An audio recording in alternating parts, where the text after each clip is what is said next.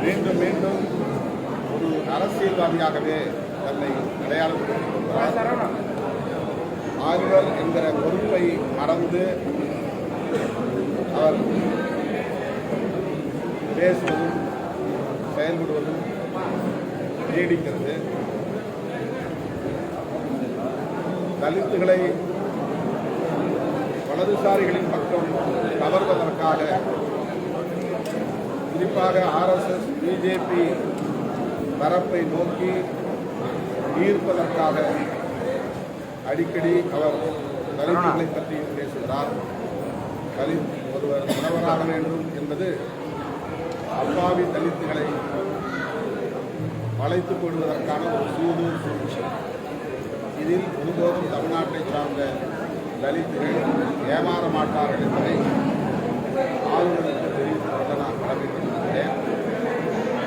திடீரென்று சுவாமி சகஜானந்தாவுடைய நிகழ்வுகளில் பங்கேற்பதும் தலித்துகளை பற்றி கரிசனமாக பேசுவதும் தலித்துகள் முதல்வராக வேண்டும் என்பதும் திட்டமிட்ட வலதுசாரி அரசியல் நாடகம் என்பதை விடுதலை சிறுத்தைகள் சுட்டிக்காட்ட விரும்புகிறோம்.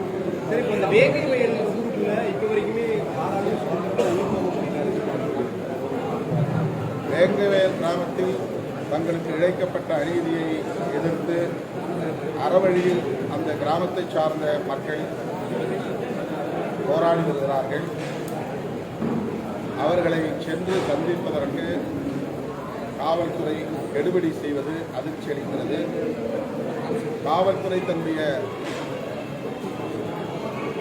இந்த கெடுபிடி நடவடிக்கைகளை கைவிட வேண்டும் என்று வலியுறுத்துகிறேன். தமிழ்நாடு அரசுக்கு வேண்டுகோள் விடுக்கிறேன்.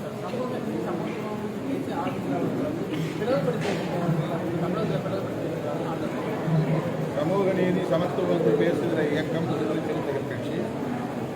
விடுதலை சிறுத்தைகள் கட்சி ஆளுநர் அவர்களை தொடர்ந்து அம்பலப்படுத்தி வருவதனால் அவர் ஆதிதிராவிட மக்களிடமிருந்து விடுதலை சிறுத்தைகளை அந்நியப்படுத்த வேண்டும் என்கிற உள்நோக்கத்தோடு இதை பேசுவதாக நான் கருதுகிறேன். அவருடைய முயற்சி பலித்தார்.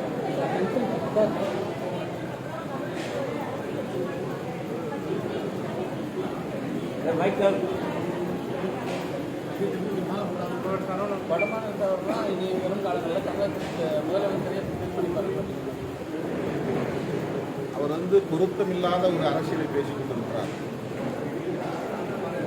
தமிழ்நாட்டில் இப்போது பெரியாரை எதிர்க்க வேண்டிய தேவை என்ன வந்தது, பெரியாரை விமர்சிக்க வேண்டிய அவசியம் என்ன வந்தது புரியவில்லை. பாஜக ஆதரவாளர்களின் வாக்குகளை பெறுவதற்காக ஈரோடு கிழக்கு தொகுதியில் அவர்களின் வாக்குகளை பெறுவதற்காக அவர் இந்த உத்தியை கையாளுகிறாரா என்ற ஐயமும் எழுகிறது. தந்தை பெரியார்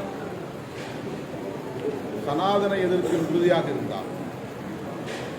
இன்னும் குறிப்பாக சொல்ல வேண்டுமானால் பார்ப்பன ஆதிக்க எதிர்ப்பில் உறுதியாக இருந்தார். அவருடைய காலத்திலேயே சமகாலத்திலேயே அவரை வீழ்த்துவதற்கு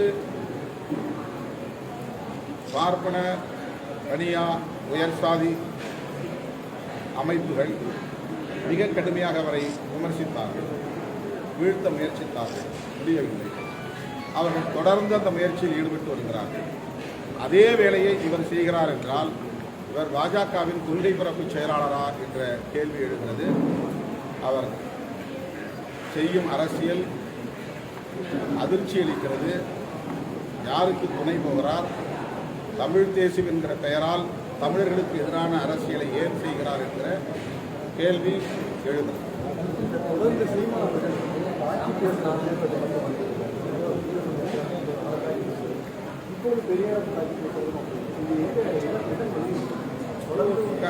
கவன ஈர்ப்புக்காக அதை அவர் கையாளுகிறார் என்றுதான் எண்ணம் தோன்றுகிறதே தவிர அவர் கருத்தியல் அடிப்படையிலே எந்த விவாதத்தையும் வலுவாக வைக்கவில்லை. தனிநபர் தாக்குதல்கள், கட்சி மீதான கடுமையான விமர்சனங்கள் என்று அவருடைய அரசியல் ஒரு இனவாதத்தை நோக்கி பாசிச கூறுகளை கொண்டதாக பரிணாமம் பெற்று வருகிறது. அது அவருடைய எதிர்காலத்திற்கும் நல்லதல்ல என்பதை ஏற்கனவே நான் சுட்டிக்காட்டியிருக்கிறேன். மீண்டும் அதை சுட்டிக்காட்டுகிறேன்.